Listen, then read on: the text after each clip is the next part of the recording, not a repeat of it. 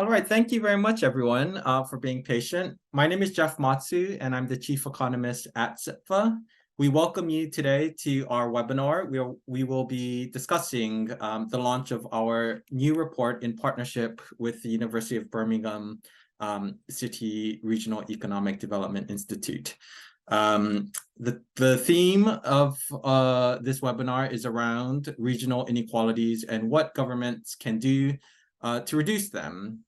The thinking behind this research evolved 2 years ago when we looked into 10 international examples of successful strategies that cities and city regions across the world have embraced in their attempts to reduce inequalities in local places. And we focused primarily on 4 places, Fukuoka in Japan, Nantes in France, Leipzig in Germany, and Cleveland in the US.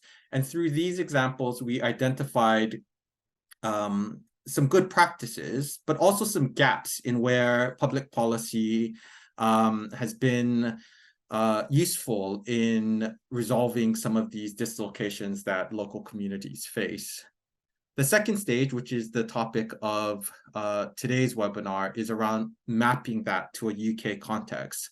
And that was very important for us to kind of do it from that global perspective to see what lessons the UK can learn, because we often tend, not just in the UK, but in many countries, to be quite introspective and looking at, okay, this is what we're doing. These are some of the steps that can be used to improve. And we don't always take the time or have the bandwidth to appreciate and understand what other places have done and why they've done it. So we've contextualized that to 4 UK places.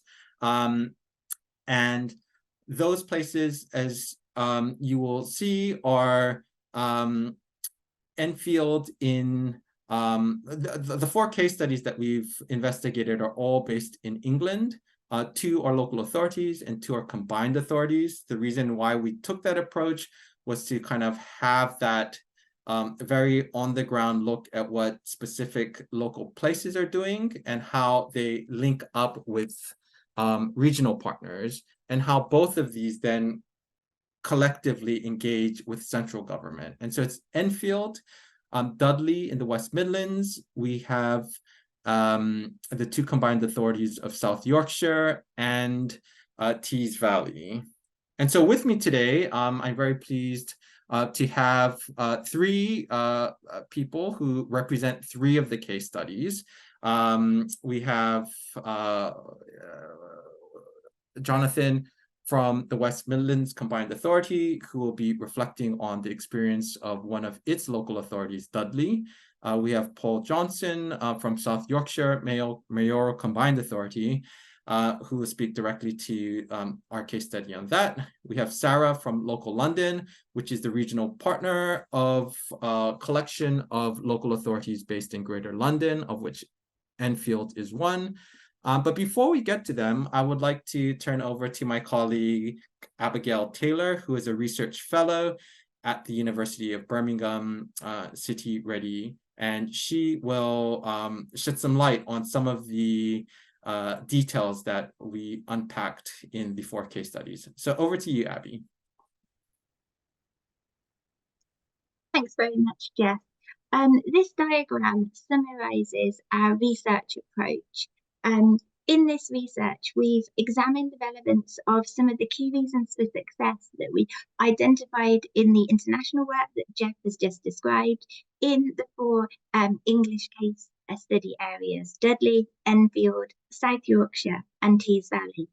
And the key questions that we wanted to explore included which of the 9 success factors that we identified internationally have been in evidence in England, which have worked well, which have been somewhat successful, which have not worked at all, and then what are the key barriers to success in the English context.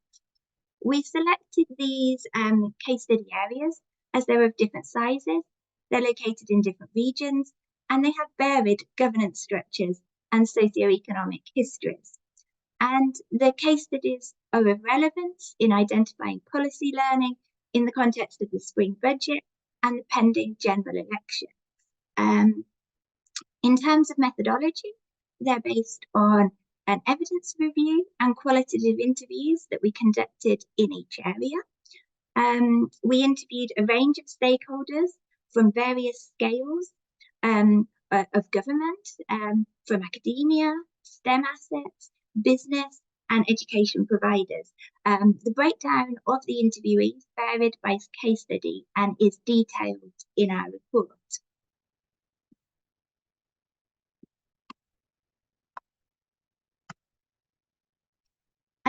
Over the next few slides, I'm going to draw out some of our key findings from each case study. Rather than going through all the points on the slides, because we definitely don't have time for that, what I'm going to do is focus on 2 or 3 success factors and how they relate to each case study. So in terms of clear strategy and vision, Dudley, led by the council, had developed a creative and targeted approach to economic development through repurposing of legacy assets. The council has brokered land transaction deals with the Black Country Living Museum and Dudley College, a key anchor institution, to spearhead redevelopment in the area. In terms of adequate and responsive funding appears to be less responsive in England than in our international case studies, but we found examples of places trying to develop responsive funding approaches.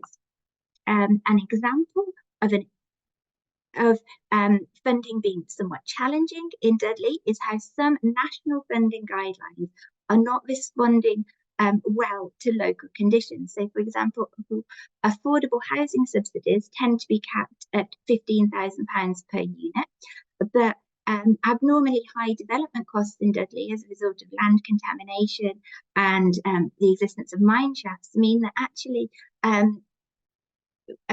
subsidies of around £80,000 may be required.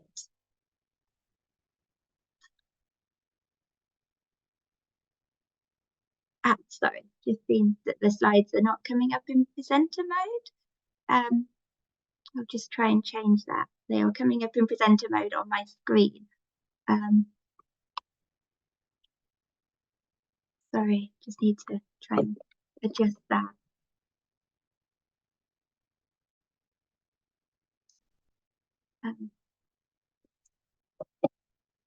I'll just try that again. Are they now in presenter mode? Can someone tell me? No, not yet. Because of the panel along the top, I can't actually click on it. I'll just stop sharing and reshare them. Sorry about this.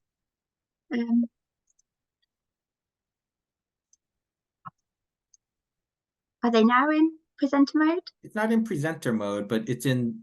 It's we can't see the notes, but we can. It's still not in presenter mode. So I don't know why, because here on my screen they are.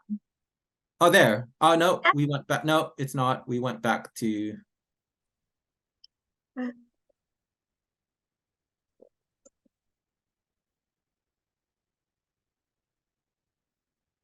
There?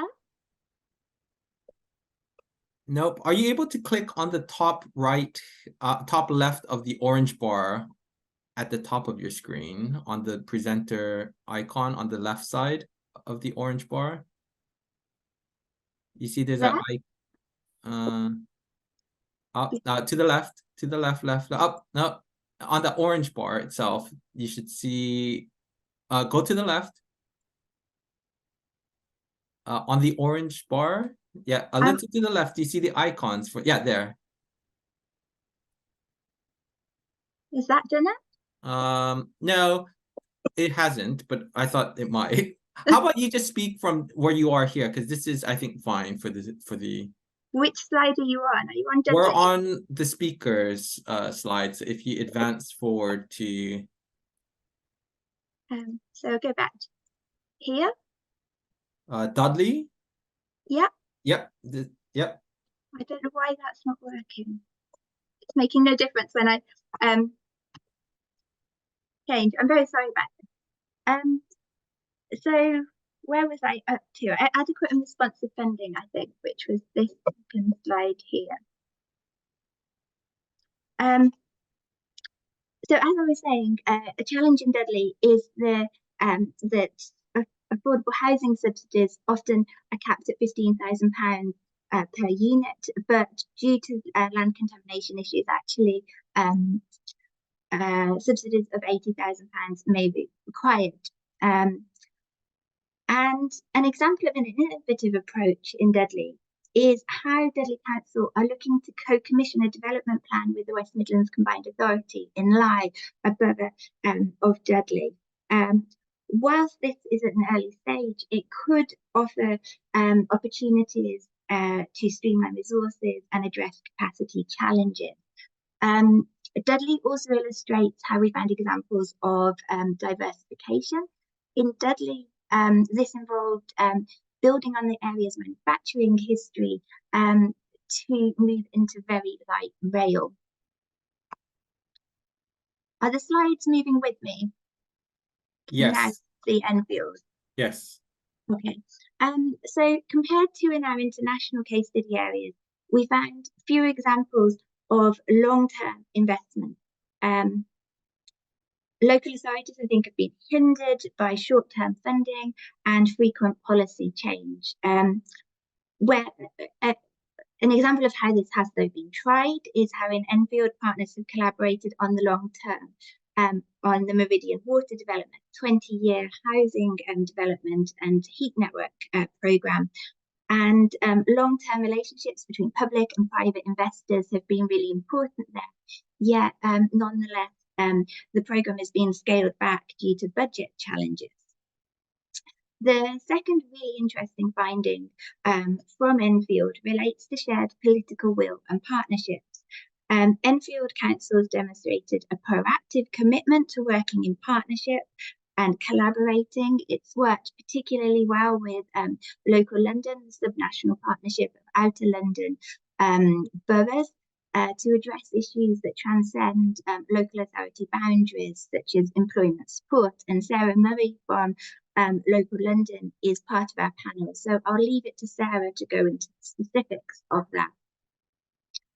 Moving on then to our third case study, South Yorkshire. A couple of points I wanted to highlight from South Yorkshire. In our international work, we stress the role of key players in driving forward strategic initiatives, and it's the same here.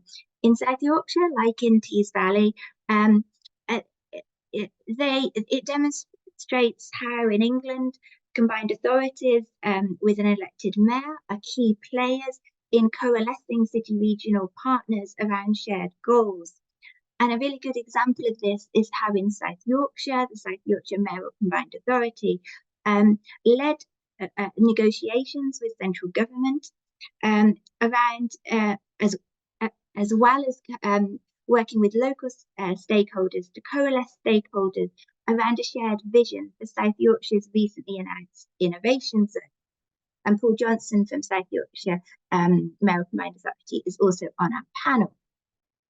Then the two further points from South Yorkshire. We found local authorities and combined authorities have a detailed understanding of their local areas, strengths and weaknesses within them. Devolution means that combined authorities have particular levers, although these are less extensive than in many of our international case studies.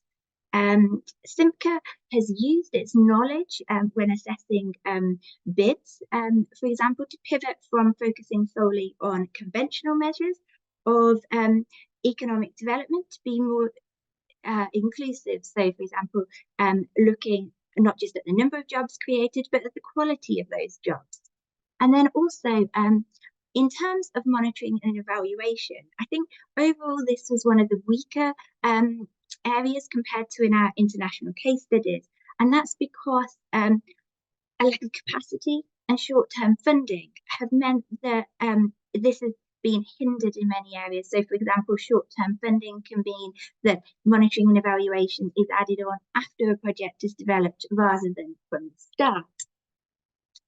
And then finally, on to our last case study, Tees Valley. Tees Valley offers learning in how local areas can develop a clear strategy and vision.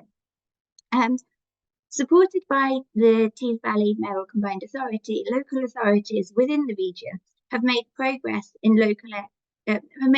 recent years in developing a distinct identity. So, for example, Middlesbrough has developed a strong identity around a sort of a strong business focus with a growing office space, whilst Hartlepool has developed its leisure and cultural offer.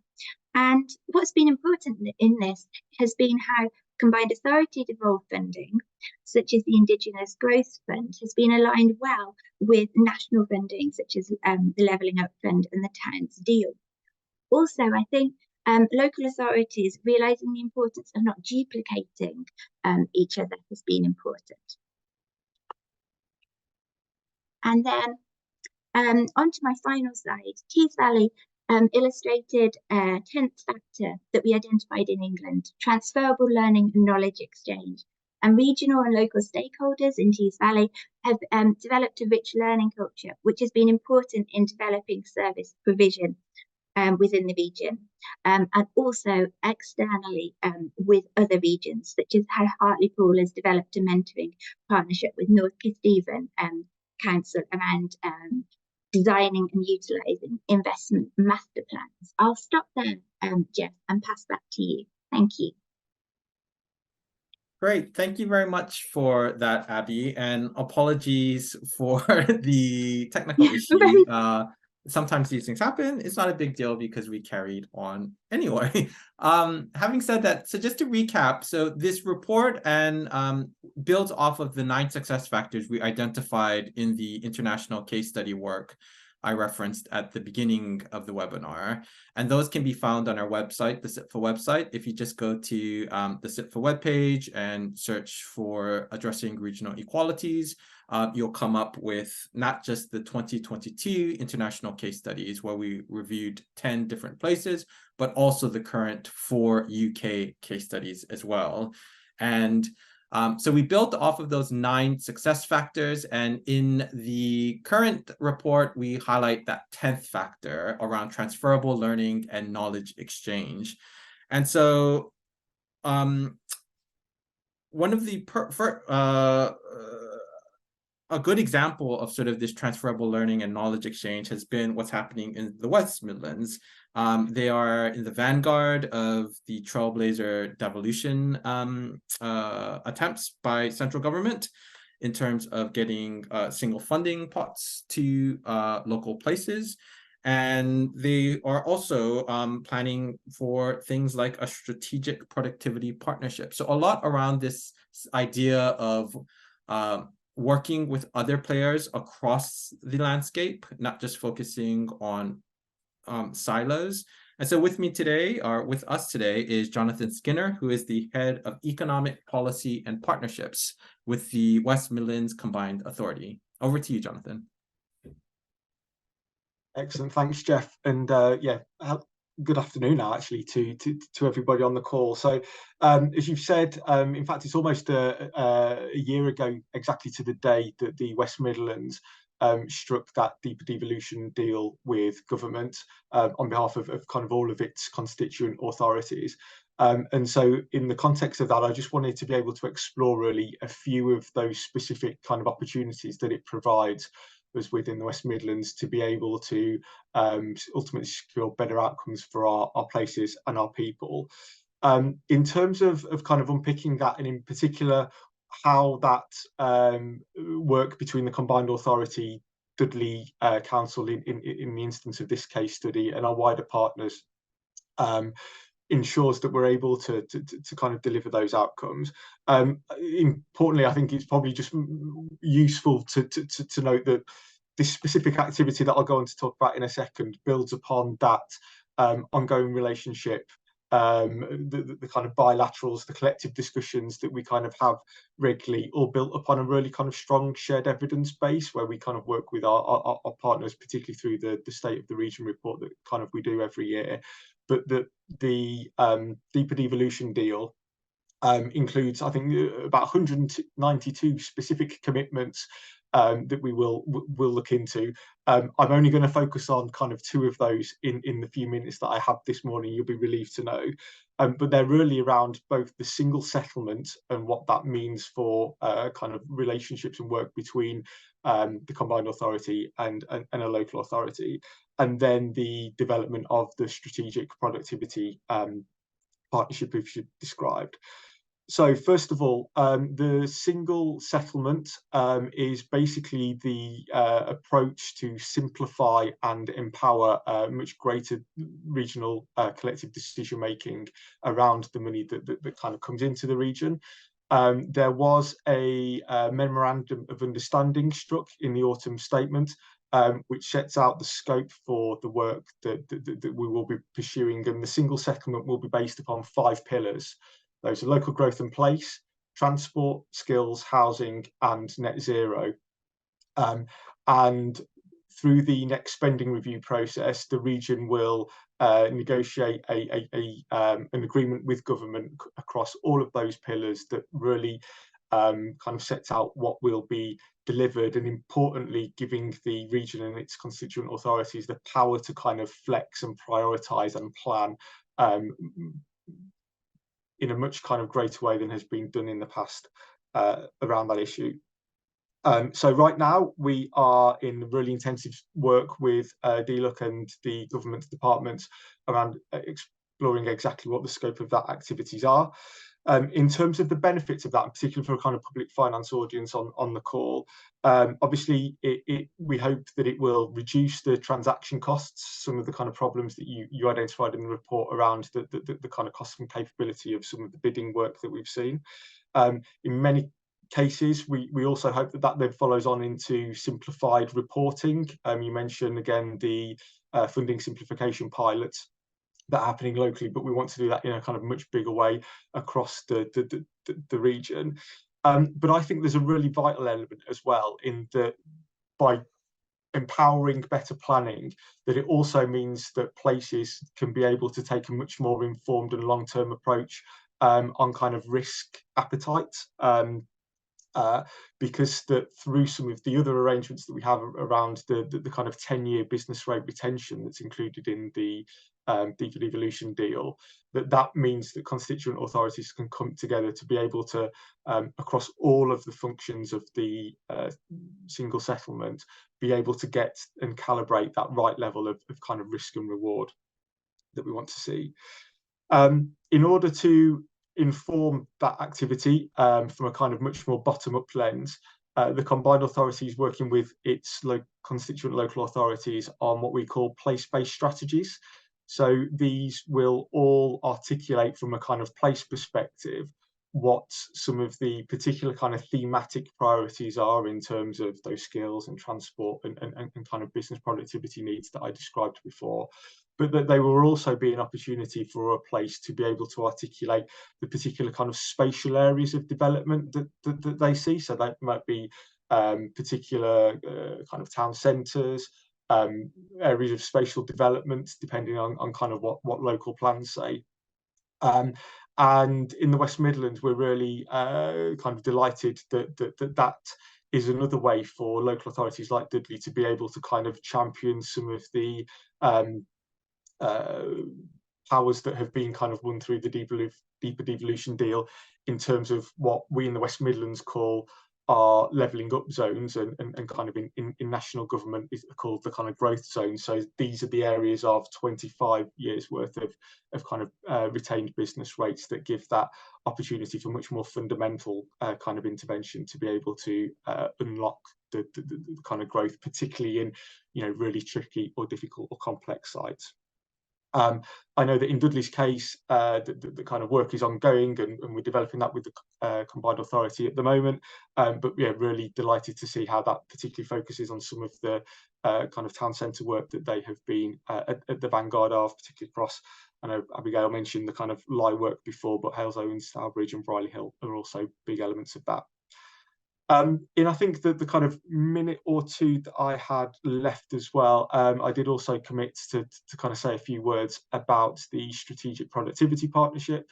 So this is much more kind of, rather than the bottom kind of work that happens within the region, this is about ensuring that the West Midlands voice is kind of heard loud and clearly across Westminster.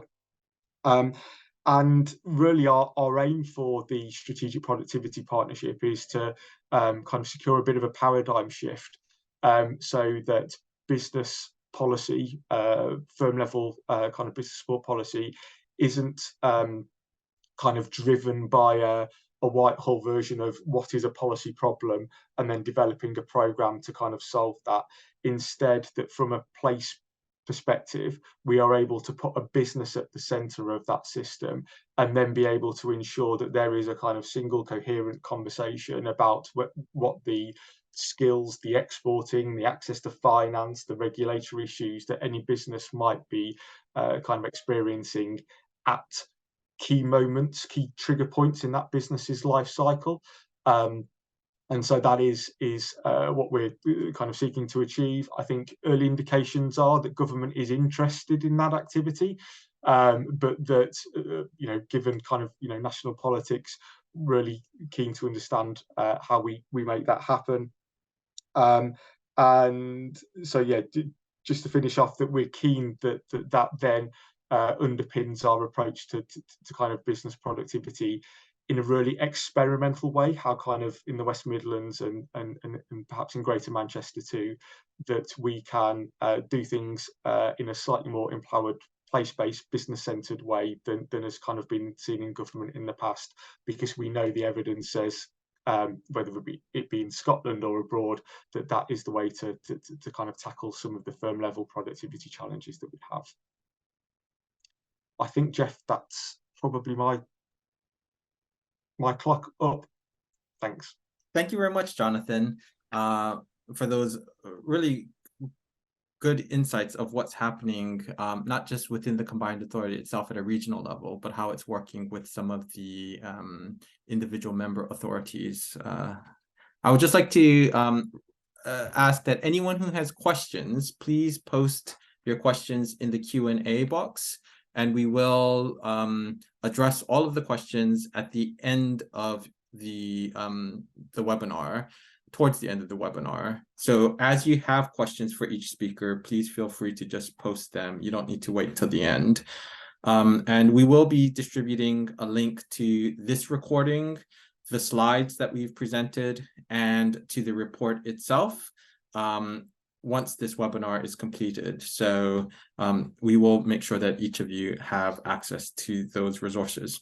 So thank you very much, Jonathan. And next we'll be moving to Paul Johnson, who is the Head of Economic Policy and Strategic Funding at South Yorkshire Mayoral Combined Authority.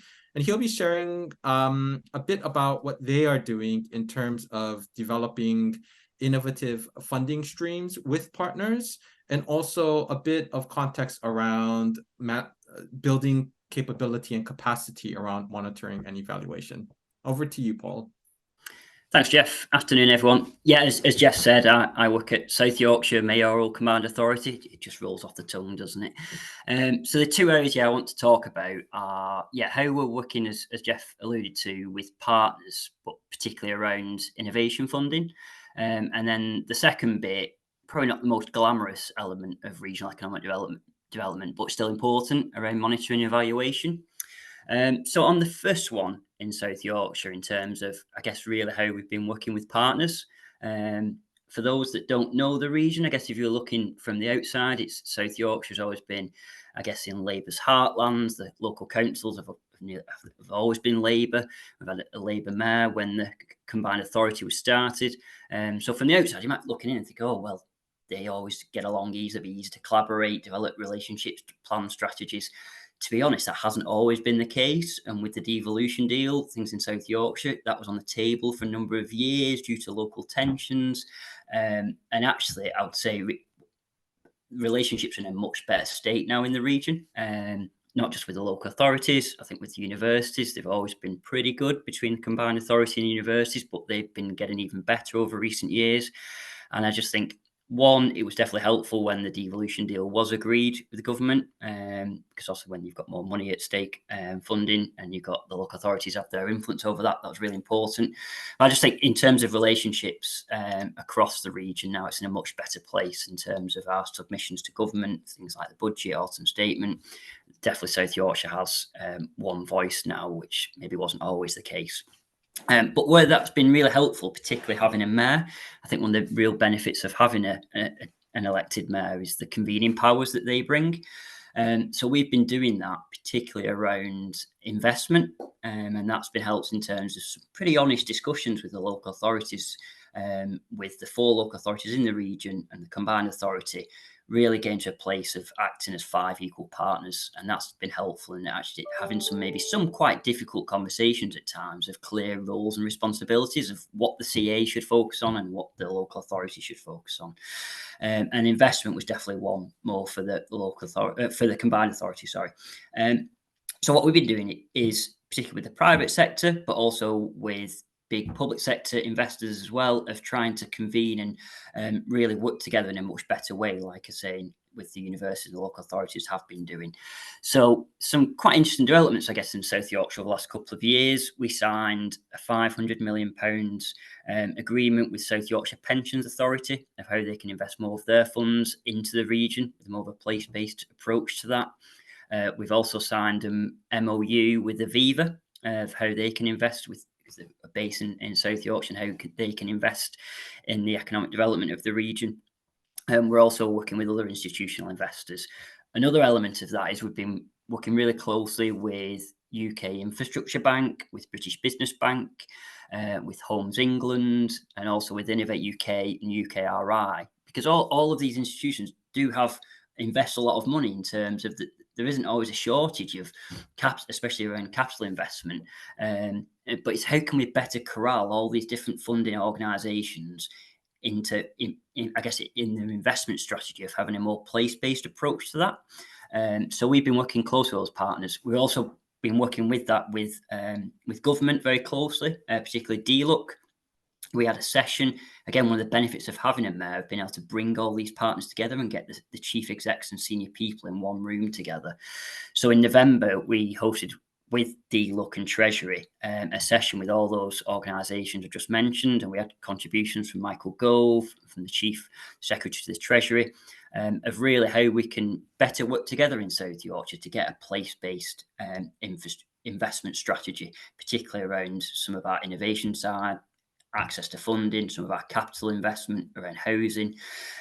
So we've really been trying to make strides with that. And the Chancellor alluded to this in the autumn statement, trying to test this in pilots across the country, whereas I think South Yorkshire, we've been trying to be on the forefront with all of this. That's been really positive. It's not always been easy, actually, particularly around the innovation side, because in South Yorkshire, out of Innovate UK, South Yorkshire does really well out of Innovate UK investment. I think if you look at the spend per head, we do better than Greater Manchester, West Yorkshire, and other areas. But actually, most of our money goes to the university, and particularly we've got strength to the Catapult. Some of you might know the Advanced Manufacturing Research Centre, and we're really happy with that. But the ratio of our investment is 2-to-1, public to private. In most areas, it's the other way around, of 2-to-1 private to public.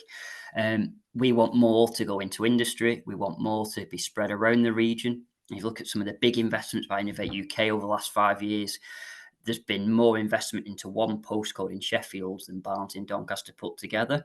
So we've been trying to work with some of those with Innovate UK and UKRI about how we can get a more place-based approach to investment, get more money into the businesses and industry that need it. As you can imagine, some of those discussions aren't always the easiest, but when you've got a mayor who can convene and you have a session with Michael Gove and others and all chief executives of other organisations, it's quite hard to then push back. So there's definite benefits of a mayor being able to have those convening powers and bring together. So this collaborative approach we've been trying to improve in the region. We've been trying to do that not just with our local authority partners, but with the private sector, with government and other public sector investors as well.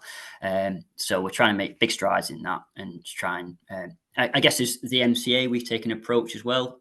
Our investment has often been quite transactional in the past around grant funding, around investing in roads and infrastructure investments for some big logistics sites, but actually we've not really turned around our economy. So we're trying to do things in a different way of how we can do our investment a bit differently to try and turn around some of those decades-long economic inequalities we've had. And the second point I wanted to talk about was around monitoring and evaluation. As I mentioned, not always maybe the top thing that people might talk about what needs to change, but actually for us at the Combined Authority and our relationship with government, it's not always easy, and there's been huge capacity constraints within the Combined Authority and local authorities, but definitely this is almost a plea to government as well, and in terms of this, that they can do this a lot better. So, for example, early notice of monitoring and evaluation requirements will be immensely helpful. You often get new funding programs that they're designed by government departments with very limited consideration of the monitoring and evaluation they want from that program. These requirements need to be known and planned before any delivery commences. It makes it easier for us, for combined authorities and local authorities, to plan for that and get the right capacity and resource in place.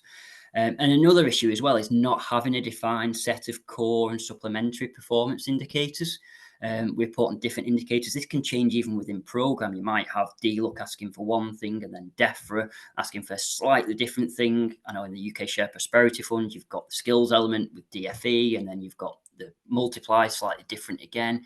That's not helping things. But I think actually if all combined authorities had a defined list of outcomes and outputs, that core set of indicators will be much, much better. And I think single pot gives an opportunity for that.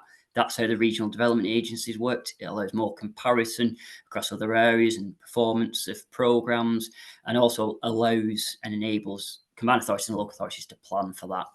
And the last bit as well is in terms of education and training on evaluation methods. We're not alone in this. Combined authorities recruitment is hard for businesses, the public sector across the economy at the moment, but it's very difficult to recruit staff with experience or skills in research methods, data analysis, program evaluation, experience of assurance. It's really difficult. So I think equipping project managers and coordinators with the skills for evaluation will be really helpful. I think building that in with government would be a big advantage especially to combined authorities trying to recruit the right kind of staff and improve the skills of people working in this area. So it's even though I say it's not the most exciting element of economic development, it's this report did allude to it, that monitoring and evaluation is an important part of it. I think I'll leave it there, Jeff, and hand back to you. Thank you very much, Paul. Very insightful. And next, I would like to move over to our final speaker, Sarah Murray, who is the Director of Local London, which is a sub-regional partnership of 9 Northeast and Southeast London boroughs. Sarah, you've worked with a number of partners across this sub-regional partnership that link with other groups such as the Thames Estuary Growth Board and UK Innovation Corridor. Could you speak a bit about those types of partnership workings? And looking at the Q&A, we're also starting to get lots of questions around the design of funding schemes to lead to effective outcomes. So over to you, Sarah. Thanks, Jeff, and thanks, Abby. So as you say, I'm going to speak about how Enfield is actively collaborating across borough boundaries and is levering investment and support through this kind of sub-regional working and beyond in a way that it might struggle to if it was trying to work on its own, given its capacity constraints. I'll also talk, as you say, thanks to the prompt, about the learning from borough and sub-regional funding from national pots in particular, and how the funding regimes in the future need to be better designed to meet local needs. I've structured my comments around the key success factors identified in your 2022 report, because I found those quite useful, so thanks for that. Just by way of context and background, Enfield is part of the fastest growing subregions of London, and yet as an outer London borough, it really isn't reaping many of the benefits of London as a globally competitive city. So, for example, Enfield residents don't benefit from the public transport infrastructure that many of you will be familiar with and are enjoyed by residents of inner London boroughs. Particularly orbital connections are very difficult, and that's a constraint for businesses. And also by way of comparison to the Mayoral Combined Authority examples that you've heard about, devolution in London rests primarily with Greater London Authority. However, sub-regional partnerships have evolved as kind of voluntary structures to enable boroughs to be able to engage with GLA and relevant parts of government, and in particular with funding streams. So SRPs, sub-regional partnerships, have evolved to become an effective channel for targeting external funding, initially EU funding, and over time many streams of the Greater London Authority's pots and national funding are being designed and evolved to be delivered by sub-regional partnerships in London. Though it should be said that none of the SRPs in London have any of the devolved powers that would be familiar to those in Mayoral Combined Authorities. I suppose I should also say just what is local London. So it's a sub-regional partnership of 9 boroughs to the northeast and southeast of the capital. We've got a population of about 2.6 million altogether, on 100,000 businesses. And the fundings, as I said, we'll talk about afterwards, come from a range of sources, including the Mayoral Business Rate Retention, Strategic Investment Pot, UK Shared Prosperity Fund, DWP's Work and Health Programme, and others. I'll just moving on to the theme of shared political will and partnership, which was brought out in your report and in the slides. Enfield is a really engaged and active member of our sub-regional partnership, and it's got really strong leadership. So, for example, Councillor Calliskin is a leading member on London councils with the skills remit. And until very, very recently, actually, she was also chairing our Skills and Employment Board at Local London. We've got a Chief Executive Board, and that's shared by the CEO of Enfield. Enfield is a really active member of the UK Innovation Corridor, and I'll touch on what that is now resulting in. But Enfield, like many London boroughs and indeed local authorities, has seen significant cuts over the years, which is really limiting its ability to deliver. And that came out in your report. However, as part of the Upper Lee Valley Opportunity Area, and that's a designation that's in the London Plan, Enfield is exploring opportunities to share capacity with its neighbouring boroughs of Waltham Forest and Haringey, which will both address capacity deficits in all of those boroughs and enable the 3 Upper Lee Valley boroughs to work more closely together on common areas like inward investment. For example, just touching on skills, at a sub-regional level, we undertook an LSIP, Local Skills Improvement Plan. These have been undertaken around the country. And it was a really collaborative exercise, which has provided an evidence base for Enfield, as well as all the other local London boroughs, which means that Enfield doesn't necessarily need to develop its own skills strategy, or if it does, it can drill into that existing evidence base, which makes for a more cost-effective exercise. So, for example, one sector which, although isn't one of the biggest employment sectors in our sub-region, but is growing importance in Enfield and actually in its neighbouring local authority areas, is the film and TV production sector. And therefore, we decided it should be prioritised in the LSIP and in the subsequent LSIF, which is the funding stream that DFE is rolling out to support the development and delivery of the LSIP. In addition to delivering programmes designed to support boroughs, Local London is providing a narrative for the boroughs to use to support their individual investment needs, for example, transport infrastructure needs for the sub-region to support its growth.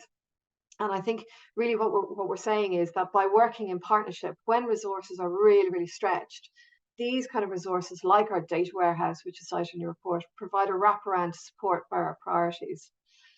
Now turning to investing for the long term, and as your report sets out, the Meridian Water housing development is one of the largest regeneration sites in London, which together with the council-owned Energetic company has the capacity to be really transformational for communities.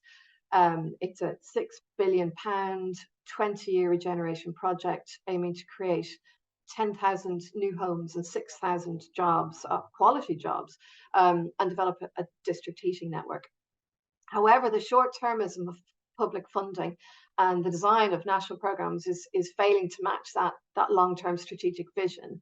And we're seeing this across other regeneration programmes across London. However, I think, having had that strategic plan in place undoubtedly helped Enfield to be ready and able to compete for one of the very, very few allocations of levelling up funding that London attracted in all of the 3 rounds, and it came through in the 3rd round recently, attracting 11.9 million.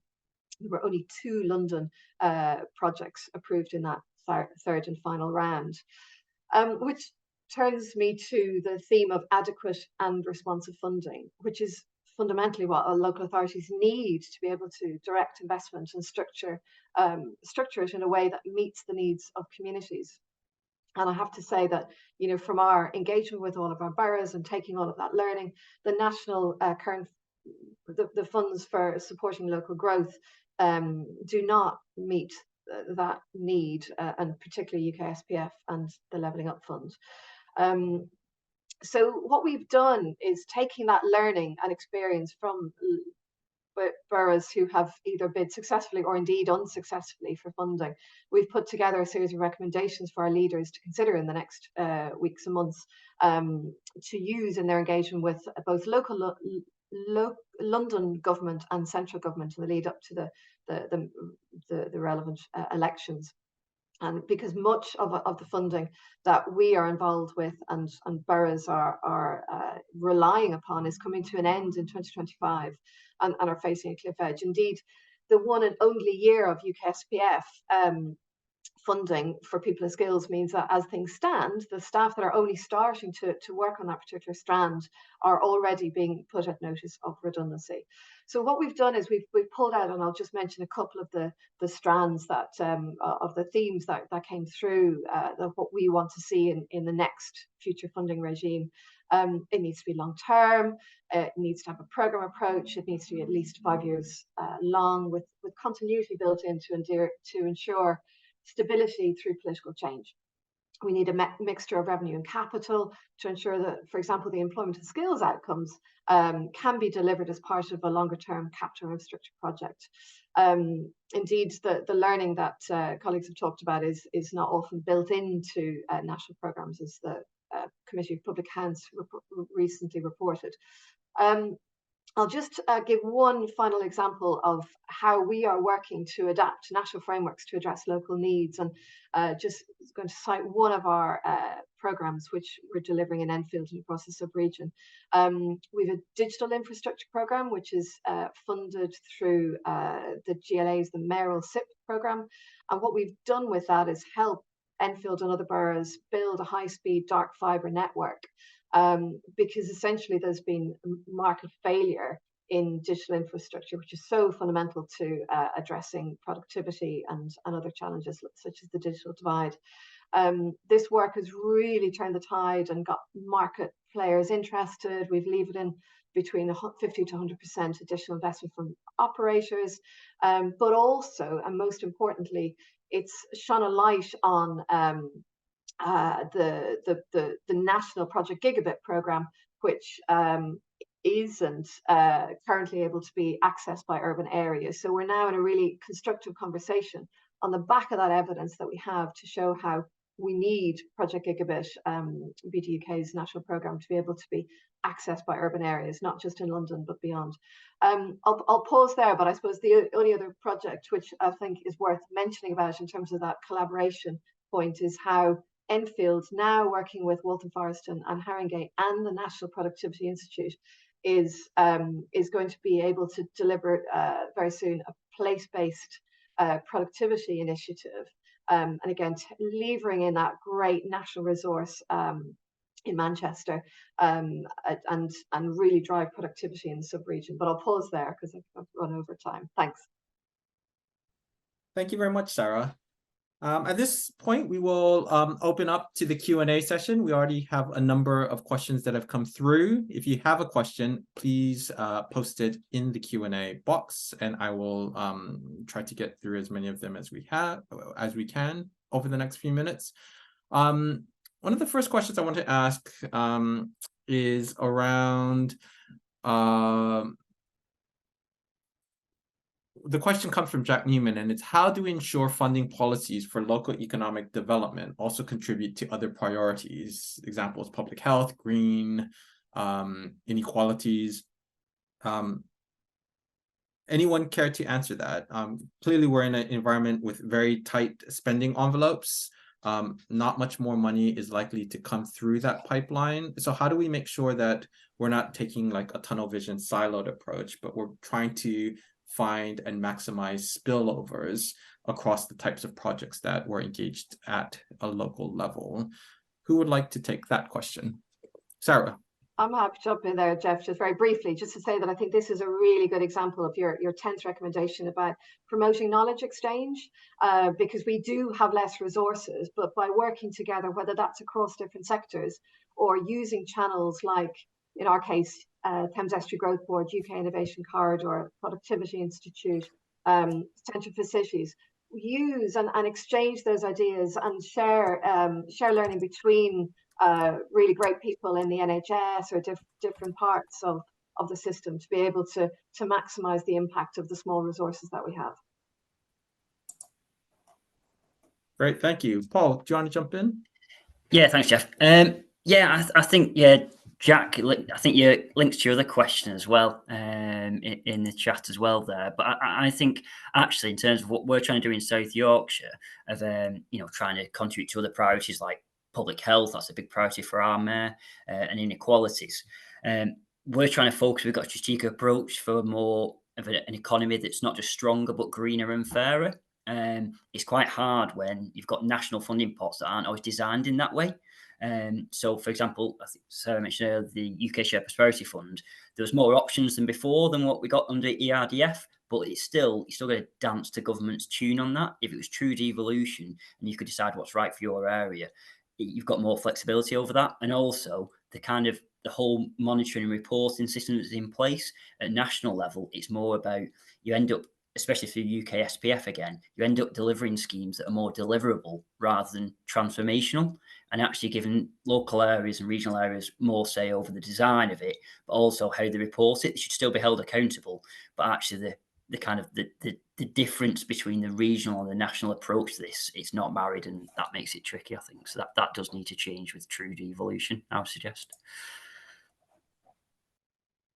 Thanks for that. Next question is from Helen Martin, who asks, she's interested to hear views on how money redirected from HS2, that the nearly 4 billion from that has affected the Midlands and the North. And I guess this question is much broader in the sense of mapping to our 5th success factor around adequate and responsive funding. When opportunities sort of emerge in this really tight fiscal environment that we are in and have been for the past 12 or so years, how agile are we in reshaping how funds are used? Jonathan, would you like to jump in on that question? Yes. So, as you said, Jeff, there's probably kind of at least 2 layers to kind of this answer. One is the kind of the technical accounting of kind of where the money has gone, and I know that certainly in the West Midlands, things like the West Midlands Wales Hub was kind of one of the beneficiaries from that. But I think that your point is kind of more strategic and lasting, which is kind of, as a country, can we ensure that all both nationally, regionally, and locally kind of significant infrastructure activity is kind of planned and delivered with a kind of a better pipeline of funding, kind of, rather than kind of chopping and changing and looking at this mix in a slightly different way. So I mean, yeah, I think that is vital, and also that, and I guess, particularly following on from some of the work that we did in the West Midlands kind of just last week, looking at the impact of actually the kind of HS2 announcement, certainly the bits that is being built now, that certainty kind of gives the private sector confidence to invest as well, and being able to ensure that both the kind of the quantums, what it's going to be used for, and then where there are those kind of development opportunities, particularly kind of Helen will know in Dudley, how some of then the kind of the wider metro connectivity benefits and connects kind of some of those town centres that I was discussing earlier, that I think that altogether adds up to a bigger, much more compelling story that certainly combined authorities, local authorities and others need to be able to ensure that this levers that private sector investment to. Thank you very much, Jonathan. That's quite insightful. We are running out of time, and I want to make sure I can do a wrap up. So I'll just kind of reflect on a couple of other questions that I see that were quite interesting. One was around the role of consultants in the whole process of local government engagement with funding that comes from central government. Consultants obviously play a key role in the sense that if you downsize funding and overall resource to local communities, then it's very difficult for them to respond in a consolidated way when opportunities arise. And that's a big point that we highlight in our report, that when you hollow out some of this capacity, it's very difficult for it to come back when, say, funding is only available for 12 months. So that institutional capacity and memory is something that we really need to nourish and sustain. It can't be a one-off, because that's just not how any organization, public or private, operates. So in the meanwhile, many local authorities are reliant on external capacity, and that is costly, and in many cases it can lead to embedding some of these inequalities across places that don't necessarily have the funds to access external resource. And finally, there was another really good point around local community engagement and the health of local democracy. And I think this is a point that we all need to kind of really think about, that it's not just about the economy and finances, but people really need to feel connected to some of the issues that we've discussed during this webinar, and that we discuss a lot more in detail in the report. How connected do local people feel? How do we make them feel more connected? So I'll just leave those as kind of thought points that we can all reflect on, just due to some time constraints. So in conclusion, I just want to wrap up with some of the key takeaways and recommendations we have from the report. There's 5 of them. One is around this concept of insufficient funding. So that percolates down to a lot of the problems that appear not just near term, but much longer term as well. If we're not investing in things that are preventative in nature, for example, because those are the first things that get cut, then that creates a lot of pressure for what happens in our services, whether that's in healthcare, our social care system, even within housing supply, homelessness, and people who rough sleep. A second observation is around capacity. We really need to make sure that we have that capacity there, so that we don't have highs and lows, that this volatility that kind of reflects the uncertain environment in which we've been living over particularly the past few years. Learning is the third point. We've discussed that quite at length during this conversation today, and that's that we need to be working with each other, but that when there's so much that's being asked of local government and there isn't sufficient capacity to do that level of work, then it becomes a challenge for local authorities and combined authorities to do that knowledge exchange that is really, really important for productive outcomes longer term. We need more flexibility in funding structures, so less small pots and less things that last only 12 months. Those things aren't particularly helpful for practitioners in local government, and that is something that we work continuously with central government to address. And the fifth and final sort of observation is around collaboration and partnerships. And we've heard from all of our panelists today how important that really is. We've heard how that works within examples such as Local London. We know that works within combined authorities, in some cases better than other. And that's where the sort of leadership and vision is really, really important, to make sure that we support the leaders of these places so that they can help sort of corral and motivate the individual partnerships within a collective organization. So that was sort of a wrap up of this discussion today. Thank you very much to all of you for joining us. Thank you very much to our panelists.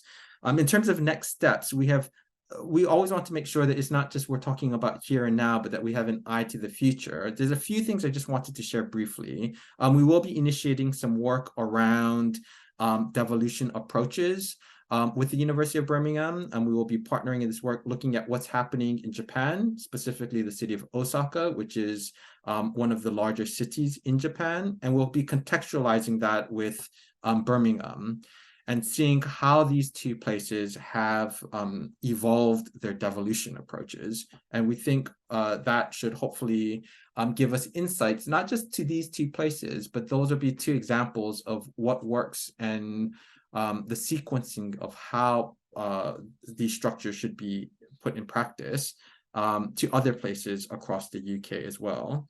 We'll have a forthcoming paper coming out in partnership with the University of Oxford Blavatnik School, where we'll be looking at how we monitor funding and performance and outcomes with a specific example, the Leveling Up Fund. So we will be again, this maps to our monitoring and evaluation theme that we have in this report. And last but not least, we have the LPIP Hub, which has already launched as of last year. I always forget what LPIP, the acronym, stands for. Abby, do you want to just jump in? What was LPIP for? It was local. Anyway, we have this LPIP Hub, which is a Local coalition. Policy Innovation Partnerships. Yes. And it is an ESRC funded grant that lasts for 3 years. And we will be working with 4 LPIPs from one each from the 4 nations. And we'll be working with them in terms of how they want to tackle some of these issues that we've been talking today around socioeconomic issues. And so please visit the LPIP Hub webpage, which is being hosted by the University of Birmingham and has about a dozen or 15 partners involved in that national endeavor. So thank you very much again to Jonathan Skinner from the West Midlands Combined Authority, Paul Johnson from the South Yorkshire Mayoral Combined Authority, Sari Murray from Local London, and from Abigail Taylor from the University of Birmingham City Ready. Have a great day, guys. Bye-bye.